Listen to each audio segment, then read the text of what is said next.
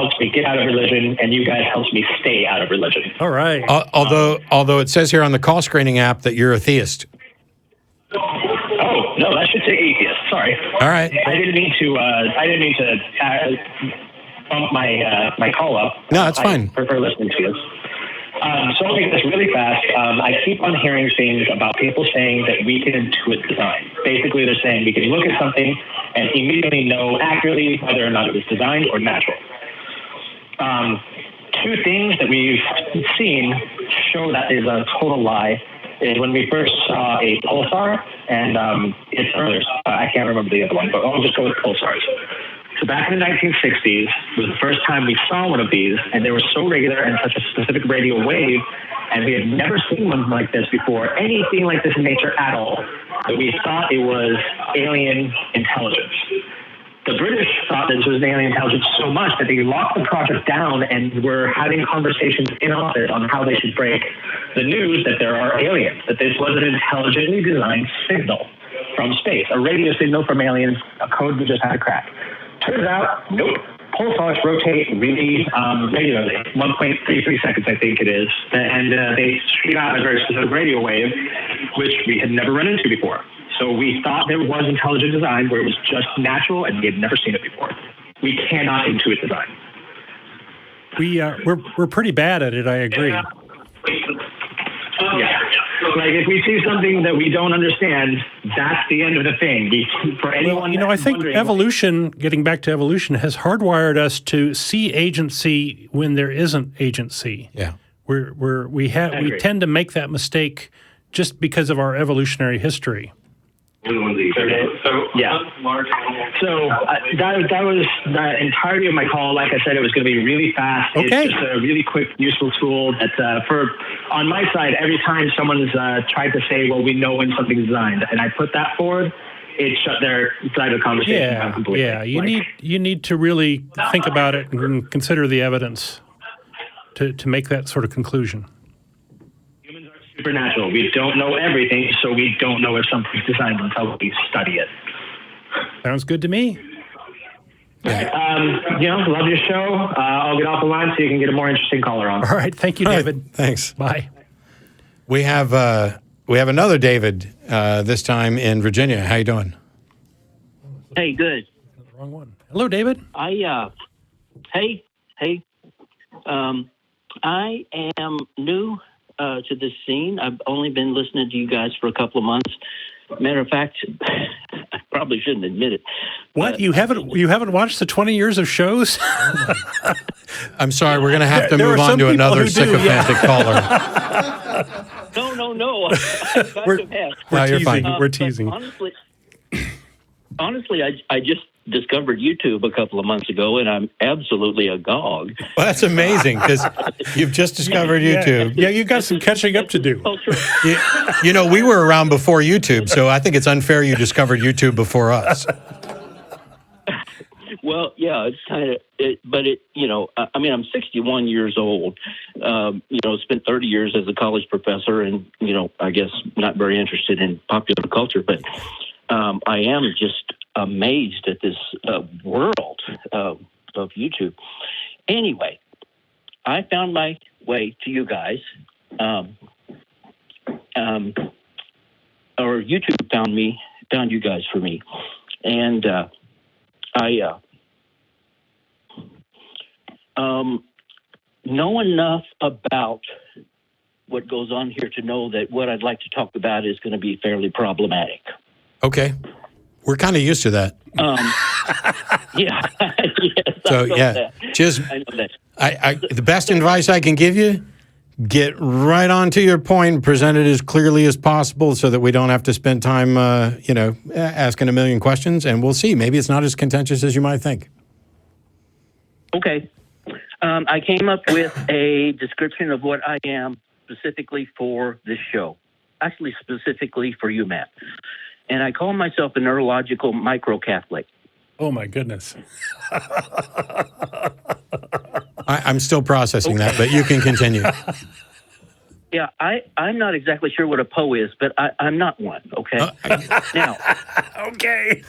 See, that's a problem, too. You're saying you're something and you don't know what it is. How do you know you're not a poet? Anyway, go ahead. anyway, I'm, again, I hate to go on with this, but I don't know a ton about psychology. But I have heard that the sense of smell is the most keen sense which will trigger memories. And though I know that personal experience is not taken with a great deal of weight on this show, I have experienced that. Smells have triggered really intense memories throughout my life. Anyway, a couple of weeks ago, I was at a used bookstore, and I was shown a box of books. God, they smell awesome. Oh, God. I love it. When we go to antique malls, I spend a lot of time just nosing through old books, which is how Beth ended up getting me that little pamphlet on President Wilson. But go ahead. Well, we opened this box of books, okay, and they were unbroken. I opened this book, and it was a book from my Catholic school. And I was raised Catholic, all the way through, just right by the book. And I swear I was taken back to the most vivid memory of that moment, okay? Now, after 12 years of Catholic education, I went off to university. Where you became a neurological micro-Catholic. Well, I think probably I always have been. But the thing is, you guys talk about deconversion, and that was a new concept to me because I didn't do anything in any way that active. I simply it just never occurred to me to go to Mass or be a Catholic or anything. I mean, it's not even like I forgot it. I just went on with my life as if I never was, and went through my education and learned many, many things. And what I wonder about is, Matt, especially Matt, I have to say, you say you either believe or you do not believe.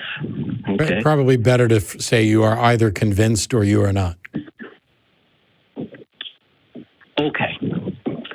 So, I don't tend to use that word believe and haven't for some time because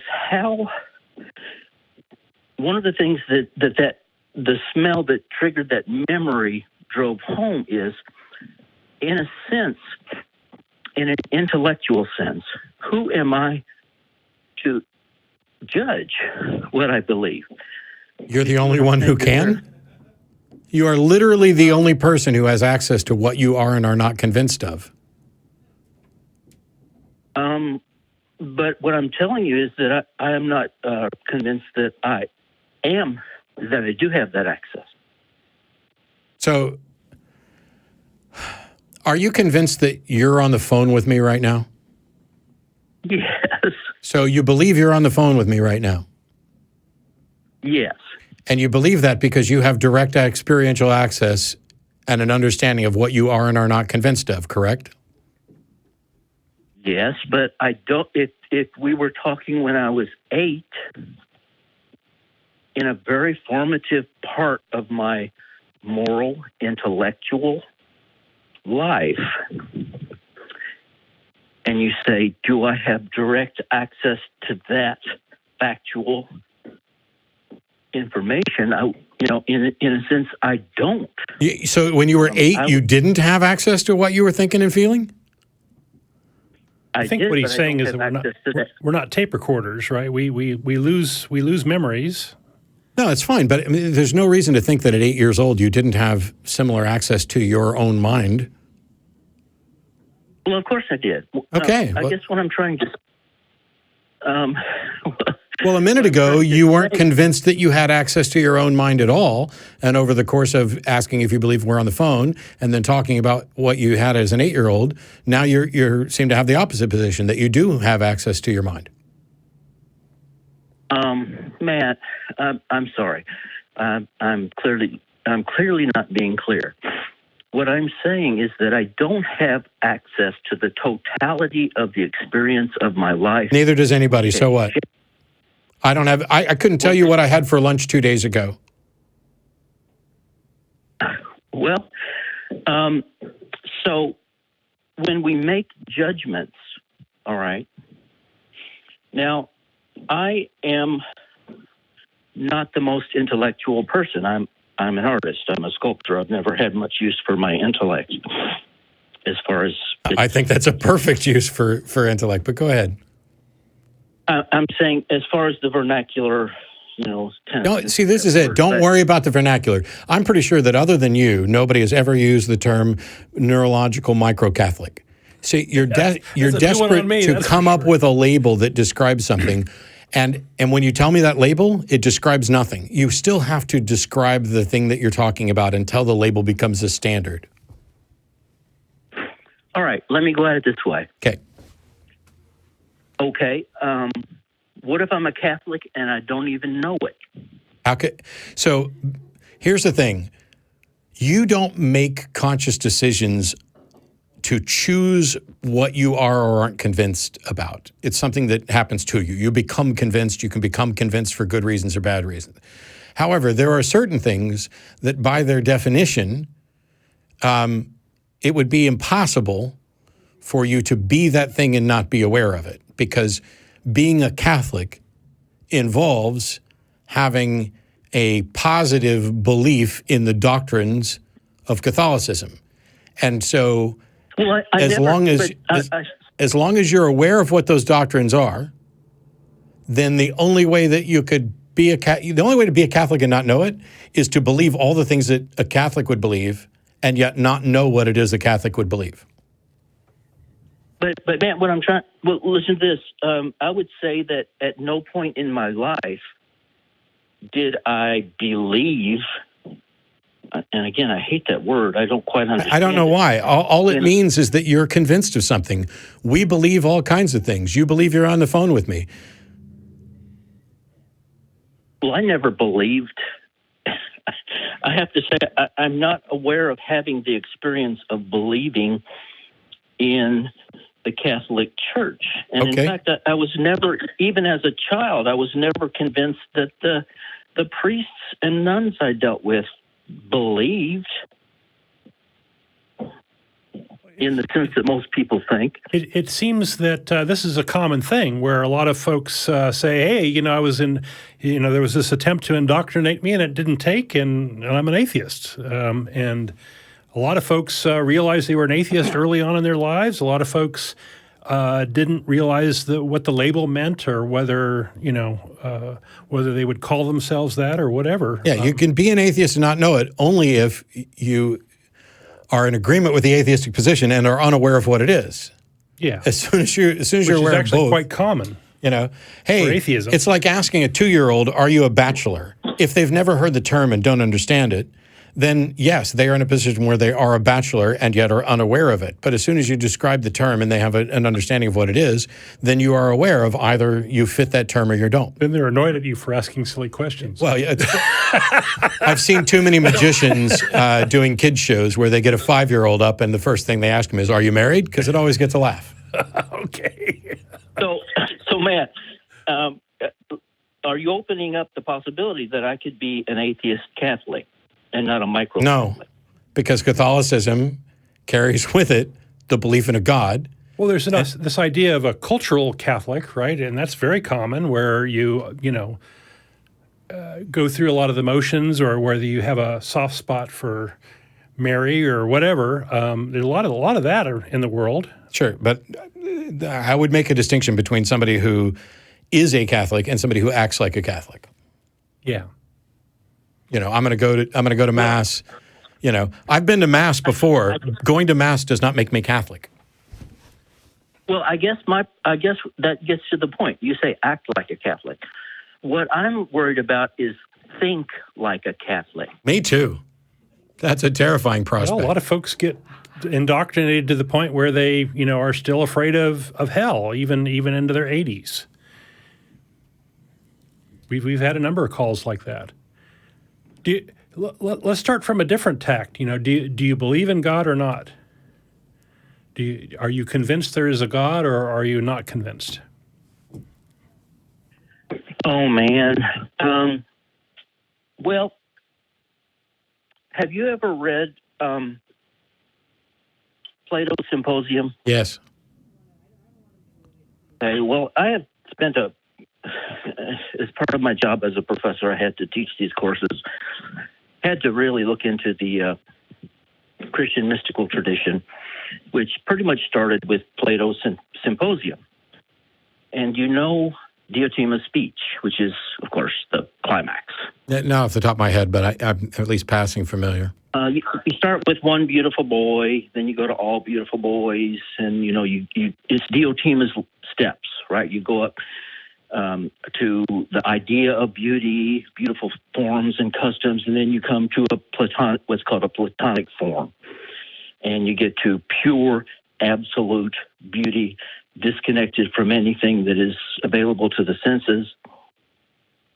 So I'm confused. So all Don's asking is, are you convinced that a God exists? And you're going off on like Platonic ideals. Well, yeah. Are you convinced that? Okay, let me ask you slightly differently.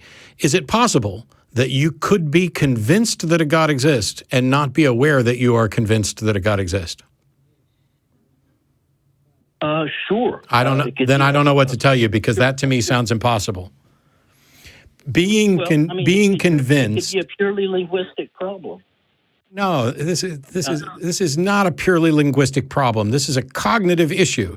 Being convinced is the state in which your mind accepts a proposition as true or likely true. And I'm not convinced that I could actually accept a proposition as true or likely true and be unaware of it. But, to accept the possibility, You should not have said that word. Yeah. I didn't ask you if you were convinced that God is possible. I asked if you were convinced that a God exists, is real. So it's a sort of a real stake in the ground, right? And if you're not convinced of it, that's fine. And then you're kind of in our camp. Well, it is more an aspiration toward this Platonic form of beauty, is what I would say. So this is... The Platonic ideals don't exist, right? No, it's something... it's like perfection. It can only be aspired to. It can only be struggled toward. Sure. It's a concept only, right? But yeah. I just find it strange that you're sitting here saying... You're refusing to answer whether or not you're convinced that God exists, because then you say... No, I'm not. Well, we're going around in circles. I beg to differ. Are you convinced that a God exists? I rest my case.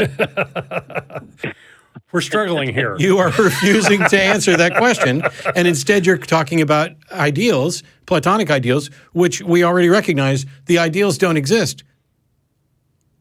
They're not things. You can have a utopian goal that you're striving for, knowing you're never going to get there, and that may be ultimately a good thing because you're striving towards it. You can continue to work to draw closer and closer to a perfect circle, knowing that you're never going to get there because the very definition of a circle precludes the notion that you could draw it. You can go through all that sort of thing, but at the end of the day, you are either convinced that some God actually exists, or you are not convinced that some God actually exists. Well, Matt, I've heard you say a dozen times, on these videos that existence, of course, presupposes reality, existing in reality. So I don't care what notion you have of God, precludes that. So, of course, God can't exist. Wow. I didn't quite follow that. So that's not accurate at all. You've basically just argued that God is impossible. So when we asked if you were convinced that a God exists or not, you didn't answer, but now you're claiming that it's impossible. And even I can't make that claim. I don't believe a God exists, but I could never claim that it's impossible for a God to exist. Well, I'm using the word God in a way that I understand that you're using it. I use God in whatever way the caller is advocating. Because if I run around saying God's not real and I'm not talking about the same God they're talking about, then I'm putting up a straw man. I don't even assert that the supernatural isn't real. My position is that we have no good reason to believe that the supernatural is real.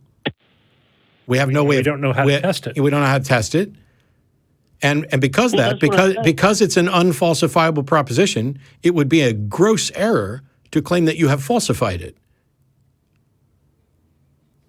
But you have, because to say supernatural. No, real. Yeah. No, that's if you stop. That's if you say that natural is all that is real. The only thing, everything real is natural. That's not the case. As far as we can tell, everything that is real is natural. But you're by definition precluding the notion that there might be something that is real that is not natural, and you don't get to do that. The only thing you can do is say that we are unaware of anything that is real and not natural. I don't think I'm willing to get that religious, man. I don't know. I don't know what you mean. There's nothing religious about that. That is Logic 101. That is Epistemology 101 about whether or not a proposition is testable or falsifiable. And if it's not falsifiable, you can't claim. Claiming to falsify the unfalsifiable is like claiming to observe the unobservable. You are now in a state of contradiction. And at the end of the day, all we wanted to know is whether or not you were convinced there's a God, and I still don't know what neurological micro-Catholic means. Okay. Yeah. Shit. Oh, sorry. No, you're fine. I'd rather you do that. So here's the thing. Let me try this in a slightly different way. What is it that's bugging you, David? Because normally, if I were to ask someone, are you convinced that a God exists? If they were convinced, they would just say yes.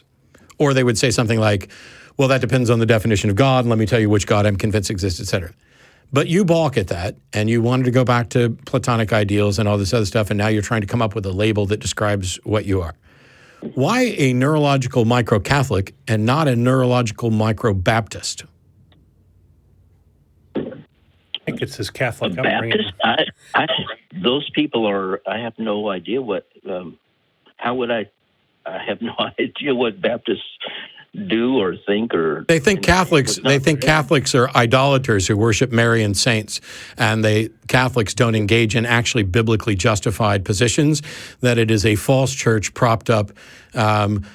Through years, but essentially they believe the Bible, Baptists do, and that it's salvation by grace through faith and all these other things. But my point was, you've tried to put a label on it, and you've stuck with Catholic and not Baptist or Episcopalian or Presbyterian.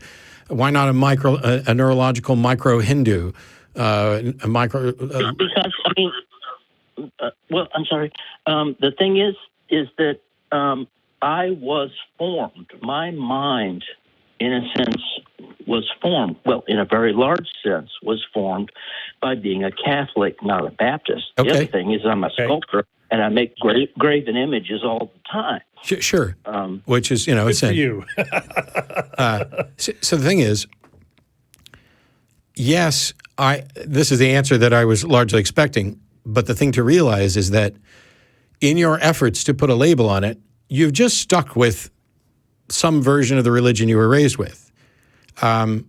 You were also influenced by where you grew up and who you grew up around, and those things can change. So, like, I was born in Kansas City. I will always refer to Kansas City as home in some sense, but I've also lived in, St. Louis and Norfolk, Virginia Beach area, and here in Austin. Austin is home. It's been home longer than any place else. I've been here since 1994. I'm essentially an Austinite. I wasn't born here. I got here as fast as I could, all the standard jokes.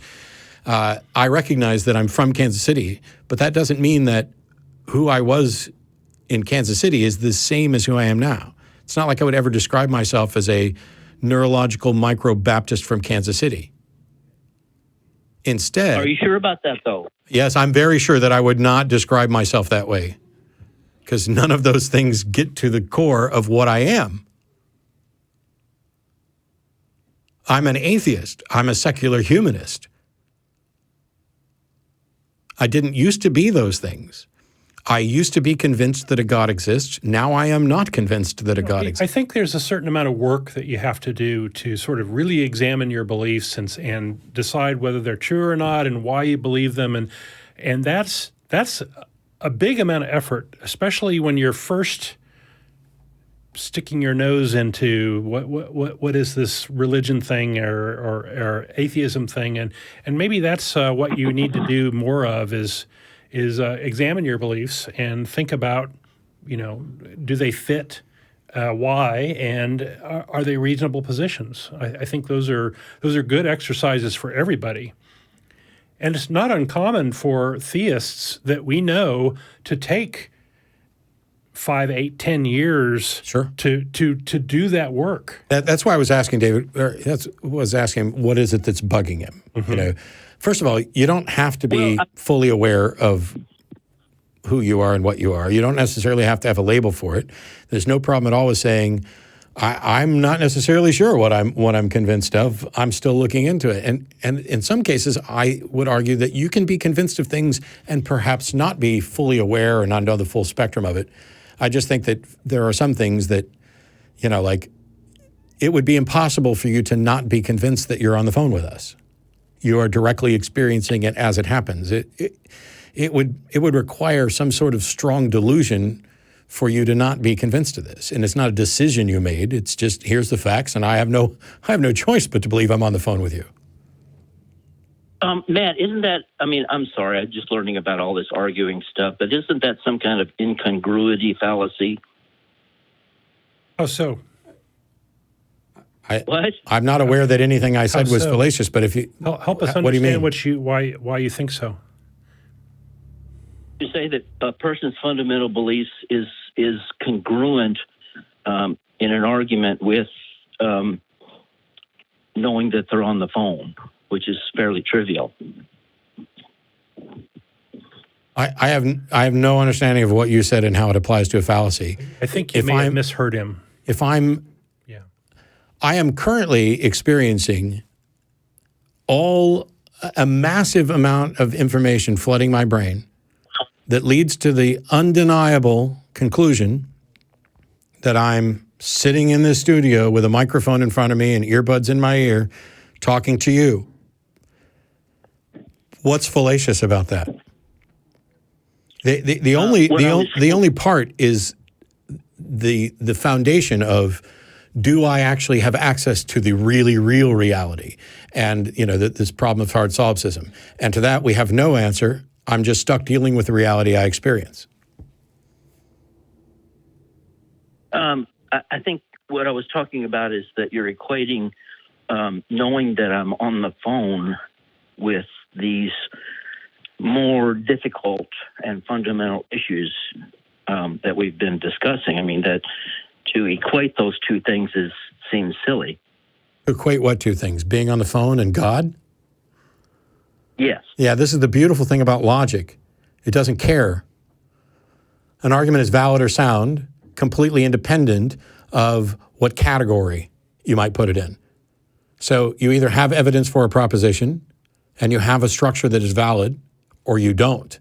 This is why when logical arguments are described, they're like, if A then P, or if P then Q, P therefore Q. They're put that way because that removes any context. And so when I say that it's analogous, it doesn't have to be an immediate direct experience. For example, I know that I parked my truck in the back lot. I don't know that it's still. I'm convinced it's still there because I'm pretty sure that if it had moved from there, I probably would have heard about it. But I'm not only not absolutely certain, I'm not massively certain. My truck could have been stolen while I was out here. But I know where I parked it because that was an experience. I also know, despite the fact that I've never been, let's pick a place I've never been. I've never been to Scotland. I know Scotland exists. I've never had any direct experience in Scotland, and yet I know it exists. right? Don't you know Scotland exists? Man, I don't know. I have no idea what you're doing here. Okay. Well, you were saying that me talking about being on the phone was a fundamentally different thing from knowing whether or not there's a God, and they are different qualities of experience and knowing. But this is still about what sort of data would be sufficient to confirm a claim. I know Scotland is real. I know it exists.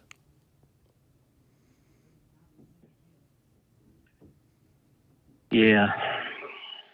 I could prove Scotland exists as well. I've never been there, but I could prove it in a number of different ways to the fullest extent that we could demonstrate anything about reality. I can show you, the maps of the UK. We talk about how it's related to England and Ireland and Wales and everything else, and we can show where its boundaries are. We can explore the history of Scotland and everything else, and we know that it's real. Of course. Can we do that with God? No one will ever be able to do that. Wow, that's another thing that you say no one will ever be able to do that. How do you know that?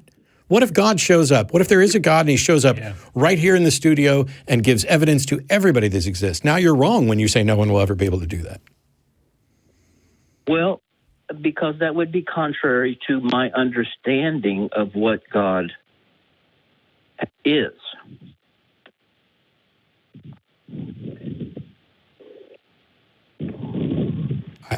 Okay.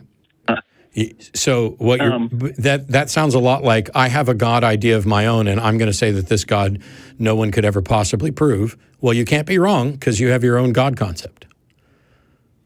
No, what I'm trying to tell you is what I've gathered from, well, mostly your show, as to what people think God is.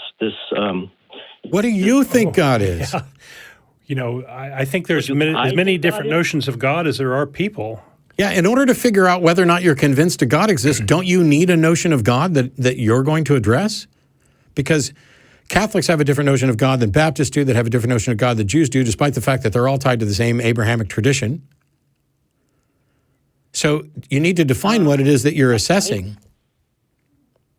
Well, Matt, I don't feel any pressing need to have any kind of concept of God. Okay. I have no use for that, basically whatsoever. What I mostly was interested in, in defining myself as this neurological micro-Catholic, is not so much the existence of God or a belief in God. I mean, I really don't care. Which I'm sure you would say, then I'm an atheist. What I'm saying No, I would say that's very strange. Because what is offered up... Is there neurological remnants of my Catholic upbringing, which is, without my even knowing it, like the smell of that book. Yeah. This sounds like my morality, homeopathy, not micro. Yeah. It's been diluted enough that maybe there's nothing there anymore. Yes, I would think under a number of different definitions and usages, you would probably qualify as an atheist. My thing is, it's whether or not a God exists would seem to be one of the most important questions anyone could ask, particularly given what people claim about gods. And so it would. I understand some people just don't care, but to me that means you don't care about truth. Well, I think that's because this is something that's very central to your life. It's not to mine. No. Wow. Well, it is a big question. It's like, how did we get here? Where did we come from? These sorts of things. Is there a God? What's going to happen after you die? Yeah. What am I going to do? What am I going to do with that information? I mean, well, if there is an afterlife and what happens to you in the afterlife is based on what you do now, then don't you think that would be important to know? Are you doing or what is it called? I'm not doing anything. I'm asking a question. He's playing devil's advocate is what he's doing. Here's the thing. It's like saying, I don't care how much money is in my retirement account. As long as there's plenty there, I don't care how much. Maybe somebody has wiped out your retirement account, and if you learned about it right now, you could begin to rebuild. Maybe you already have enough to retire, and you could begin retiring right now and enjoy everything else about your life. It would seem to be something that was important to know. And I know that there are people who legitimately don't care if they have a retirement account or anything else. I'm just saying that if you pointed that out to people, if they had a retirement account, that they should care about the state of that. Most people would probably agree. I agree with you.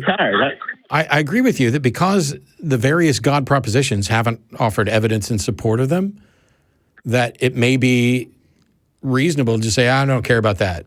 Or maybe it'd be more accurate to say, I don't care about that until some new information comes along. But you're so busy trying to define yourself. Confused muddle, and I can't make sense of it. You're so busy trying to define yourself as some kind of Catholic, and then after all that, we get to, I really don't care if God exists. I have no use for it. Kind of makes me feel like we wasted time. Well, I'm sorry about that, Matt. But, no, it's not your fault. I'm just. I think I mentioned that, in a sense, my experience of being a Catholic doesn't have that much to do with belief.